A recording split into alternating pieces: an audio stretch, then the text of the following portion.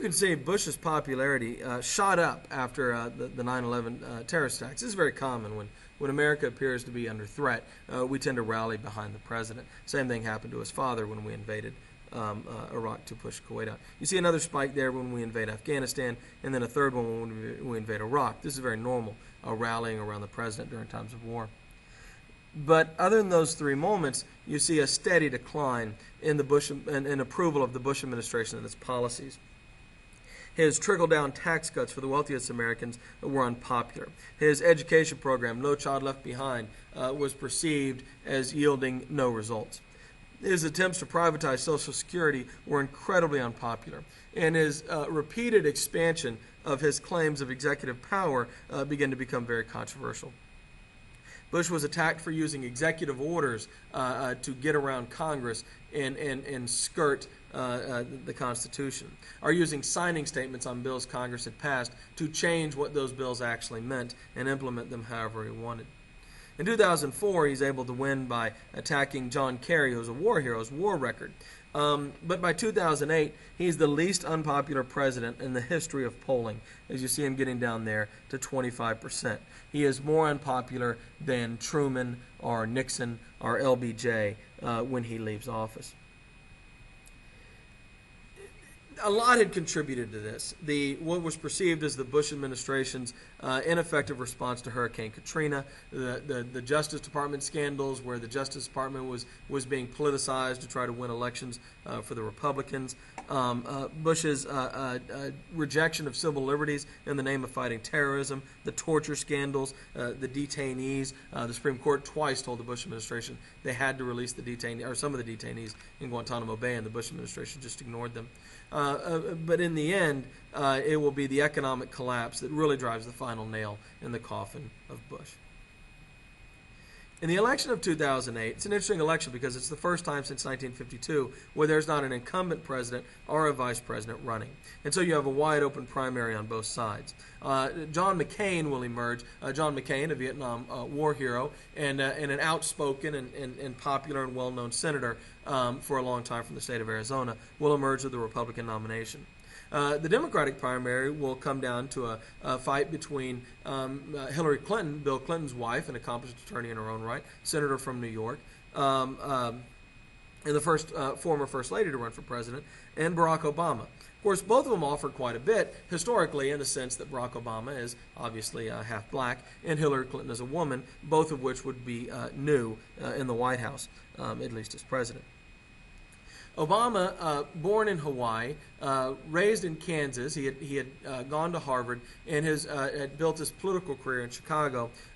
He was young and he was relatively new to the scene. Most Americans had no idea who he was until he gave a speech at the nominating convention for John Kerry in 2004.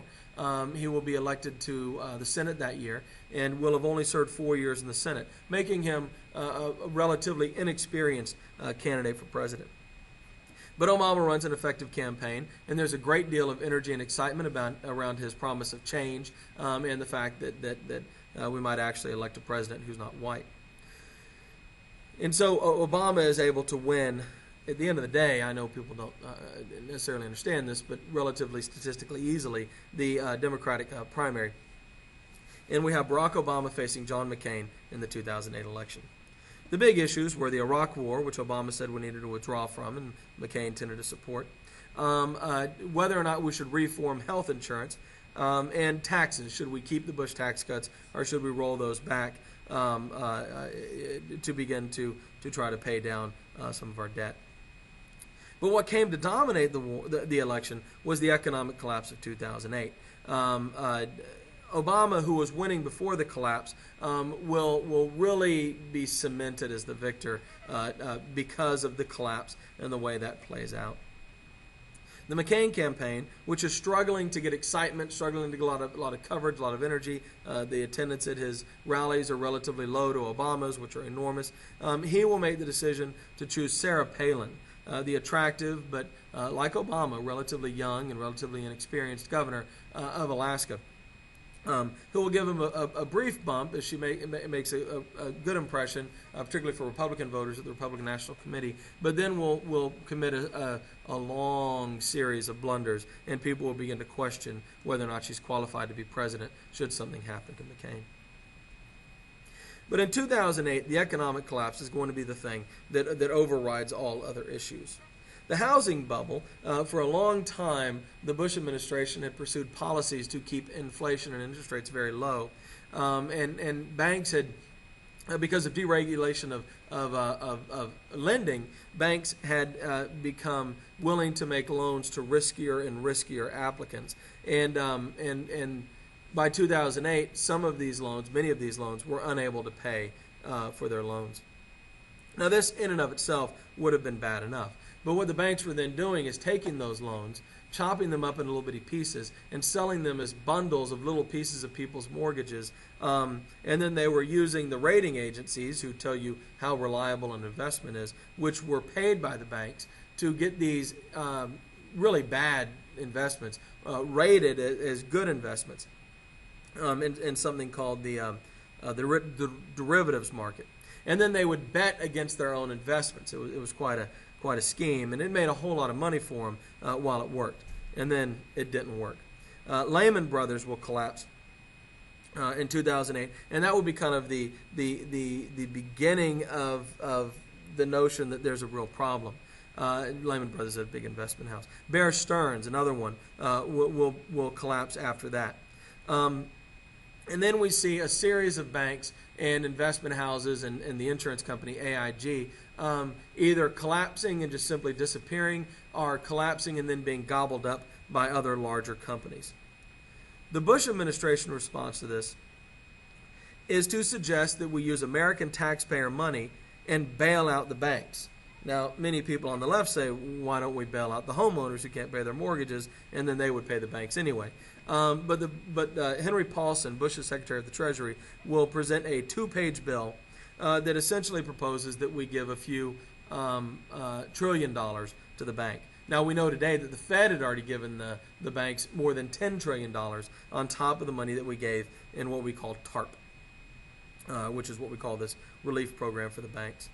The bill is, and there are Democrats who support it and Democrats who don't, Republicans who support it, Republicans who don't. So it's not a party line bill. But Bush is largely blamed for the bill, and he wasn't very popular before, and he becomes much, much less popular after this.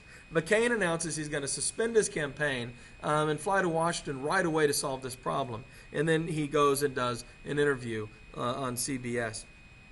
David Letterman, the late-night talk show host, actually calls him out on this, and McCain's campaign is severely embarrassed. McCain goes back to Washington and doesn't really do much of anything. He tells us he's going to save us from the financial crisis, and he doesn't appear to be doing anything. And this will really ensure that Barack Obama is going to win the election. And on this campaign promise of change, Obama will win an historic victory, historic in the sense that he's the first non-white man ever elected president. Remarkably, Virginia and North Carolina, two reliably southern states who had been voting Republican since the South had switched over to the Republican side, vote for a black guy. These are former Confederate states, so that's nice. And so this is where I'm going to go and end it with the 2008 election, with Obama becoming president. Plenty of stuff happens after this. Maybe one day in the future I'll come along and do that. But, all right, thanks for listening. If you're taking the AP test, good luck.